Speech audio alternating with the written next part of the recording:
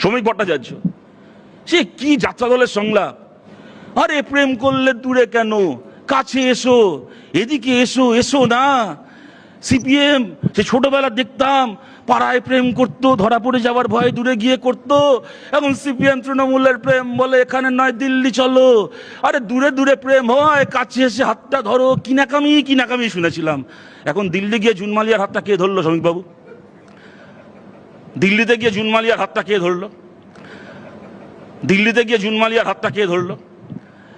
আমাদেরকে তো, পশ্চিমবাংলার মানুষকে তো 15 বছর ধরে বুঝিয়ে গেলেন যে সিপিএম হচ্ছে তৃণমূলের সঙ্গে সেটিং করে চলে, এরা সবাই ইন্ডিয়া জোটে একে অপরের শরিক, এরা বাংলায় লড়াই করবে, দিল্লিতে গিয়ে এরা সবাই একসঙ্গে রাজনীতি করছে। সুতরাং তৃণমূলের বিরুদ্ধে সিপিএমকে ভরসা করে লাভ নেই, বামপন্থীদের ভরসা করে লাভ নেই। আমরা বিজেপি, আমরা হচ্ছে একমাত্র তৃণমূল বিরোধী। আজকে তৃণমূল কংগ্রেসের 21 জন এমপি থেকে শুরু করে ওদের 60-65 জন এমএলএ থেকে শুরু করে, এবং খালি এমপি এমএলএর প্রশ্ন না, একেবারে মানে সে পঞ্চায়েত দখল হচ্ছে তৃণমূলের সমর্থনে বিজেপির। কালকে দেখলাম একটা পঞ্চায়েতে বিজেপি ভোট দখল করেছে, 11টা ভোট পেয়ে তার মধ্যে 10 জন তৃণমূলের পঞ্চায়েত মেম্বার। এই 10 জন তৃণমূলের পঞ্চায়েত মেম্বার, একজন বিজেপির পঞ্চায়েত মেম্বার, সে প্রধান হয়েছে 10 জন তৃণমূলের সমর্থনে। এরা পা থেকে মাথা পর্যন্ত এই জিনিস চলছে। আর চলবে নাই বা কেন?